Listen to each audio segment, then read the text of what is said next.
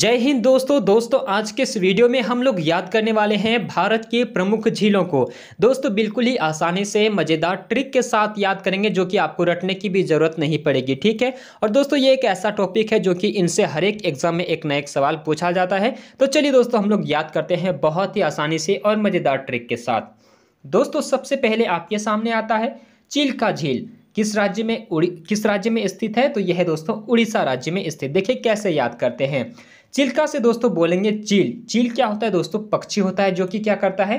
पक्षी उड़ता है। यानी कि दोस्तों चील क्या करता है? उड़ता है। तो बोलेंगे उड़ीसा, यानी कि चिल्का झील को बोलेंगे चील।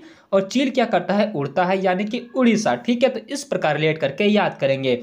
दोस्तों बता दें कि चिल्का झील जो है वो खारे पानी का सबसे बड़ा लैगून झील है। यानी कि दोस्तों लैगून झील उसे कहा जाता है जो कि समुद्र के किनारे स्थित होता है, ठीक है। तो दोस्तों सबसे बड़ा जो लैगून झील है यानी कि समुद्र के किनारे जो स्थित है झील है उसे क्या कहते हैं? तो उसे कहते हैं चिल्का झील, ठीक है। चलिए दोस्तों नेक्स्ट याद करते हैं। नेक्स्ट है आपके सामने चोलामो झील। चोलामो झील किस राज्य में स्थित है? तो यह है दोस्तों सिक्किम राज्य में स्थित। और दोस्तों ये भारत की सबसे अधिक ऊंचाई पर भी स्थित झील है। कौन सा? चोलामो झील। देखिए कैसे याद करते हैं। चोलामो से दोस्तों एक शब्द लेंगे चोला, ठीक है, चोला। तो चोला क्या करते हैं दोस्तों? जब हम चोला खरीदने जाते हैं तो उसके लिए किस चीज की जरूरत पड़ती है? तो उसके लिए जरूरत पड़ती है सिक्कों की, यानी कि सिक्किम। इस तरह रिलेट करेंगे, यानी कि चोलामो झील को बोलेंगे चोला और चोला खरीदने के लिए जरूरत पड़ती है सिक्कों की, तो बोलेंगे सिक्किम, ठीक है। इस प्रकार दोस्तों आप लोग एक दो बार अपने मन में दोहराइए, बिल्कुल ही आप आसानी से याद कर पाएंगे और आप कभी भूलेंगे भी नहीं, ठीक है। चलिए नेक्स्ट देखते हैं दोस्तों। नेक्स्ट है आपके सामने लोकटक झील। किस राज्य में स्थित है? तो मणिपुर में। यहीं पर दोस्तों एक तैरता हुआ राष्ट्रीय उद्यान भी है जिसका नाम है केबुल लामजाओ, ठीक है। तो लोकटक झील किस राज्य में स्थित है? मणिपुर में। कैसे याद करते हैं दोस्तों? देखिए मणिपुर से लेंगे मनी। मनी मतलब क्या होता है दोस्तों? पैसा होता है, ठीक है। मनी मतलब क्या होता है?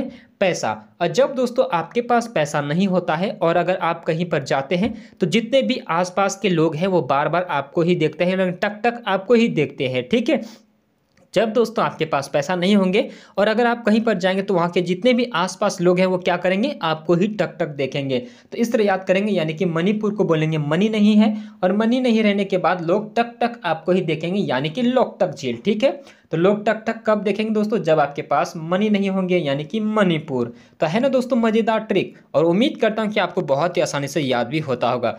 चलिए देखते हैं नेक्स्ट है दोस्तों आपके सामने वेम्बनाड झील जो कि केरल राज्य में स्थित है।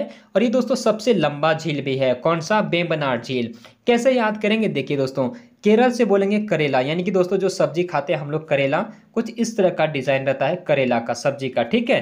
तो जब दोस्तों ये करेला का जब उपजाऊ होता है तो इसके लिए किस चीज की जरूरत पड़ती है? बम्बू की, यानी कि बांस की। जब दोस्तों करेला का जो उपजाऊ किया जाता है ना तो उसका जो लत होता है उस लत को सीधा रखने के लिए तो उसका बम्बू का प्रयोग किया जाता है, यानी कि बांस का। तो बम्बू का प्रयोग किया जाता है, उससे बोलेंगे बेम्बनाड, ठीक है। बम्बू से रिलेट करेंगे बेम्ब, ठीक है। यहाँ पर देखिए दोस्तों बेम्बनाड झील यानी कि बम्बू बोलेंगे इसको। और बम्बू किस लिए प्रयोग किया जाता है? तो केरल का उपजाऊ के लिए बांस का प्रयोग किया जाता है, यानी कि बम्बू का। तो इस प्रकार दोस्तों आप याद कर लीजिए। चलिए नेक्स्ट देखते हैं, इसे बहुत ही आसानी से याद करेंगे, ध्यान दीजिएगा। अगला है दोस्तों उत्तराखंड। उत्तराखंड में है दोस्तों बहुत सारे झील, देवताल, खुरपा ताल, सात ताल, नैनीताल, राकस ताल, माला ताल, नकुचिया ताल या भीमताल। बहुत सारे झील है दोस्तों जो कि इंपॉर्टेंट है, ठीक है। तो देखिए दोस्तों इसका एक आपको ध्यान दीजिएगा, सभी के जितने भी झील है सभी के अंतिम में देखिए ताल लगा हुआ है ना। क्या लगा हुआ है? ताल लगा हुआ है। तो ये ध्यान रखिएगा दोस्तों कि जिसके भी अंत में ताल है वो सभी कहाँ पर हैं? उत्तराखंड में है। बहुत आसान है याद करना। मतलब कि जो भी झील के पीछे में ताल लगा हुआ है वो सभी कहाँ है? तो वो है दोस्तों उत्तराखंड में। तो ये बहुत ही आसानी से आपको याद हो गए होंगे। कितने सारे झील हैं दोस्तों? 3, 2, 5, 8 झील है जो कि बिल्कुल ही आपको आसानी से एक ही बार में याद हो जाएंगे, ठीक है। ये बस आपको ध्यान रखना है कि जिसके पीछे में ताल लगा हुआ है सभी कोई उत्तराखंड में ही स्थित है। चलिए नेक्स्ट याद करते हैं। नेक्स्ट है दोस्तों हिमाचल प्रदेश। हिमाचल प्रदेश में है चंद्रताल और सूर्यताल। बस दोस्तों आपको ये याद रखना है कि केवल हिमाचल प्रदेश में ही 2 ताल ऐसे हैं जो कि हिमाचल प्रदेश में है। और वो कौन से हैं? चंद्रताल और सूर्यताल। ये दोस्तों नाम भी दोस्तों इसका अलग अलग है, चंद्र और सूर्य, यानी कि ये दोस्तों आसमान में पाए जाते हैं, है ना। तो हिमाचल प्रदेश, इस तरह आप याद करेंगे, ये दोनों अलग हैं क्योंकि ये दोनों आसमान में पाए जाते हैं। इस तरह दोस्तों रिलेट करेंगे केवल, क्योंकि इसका नाम जो है वो आसमान में पाए जाने वाले नाम है, यानी कि सूर्य और चंद्र। तो जो दोस्तों आसमान में है और जिसमें ताल लगा हुआ है वो हिमाचल प्रदेश में स्थित है। तो चंद्र ताल और सूर्य ताल जो झील है वो कहाँ है? हिमाचल प्रदेश में। इस तरह आप याद कीजिएगा। चलिए नेक्स्ट देखते हैं। नेक्स्ट है दोस्तों आपके सामने जम्मू कश्मीर। जम्मू कश्मीर में देखिए कितने कितने झील हैं। वुलर झील, डल झील, बैरीनाग झील, शेषनाग झील, अनंतनाग झील, नगीना झील और मानस भल झील।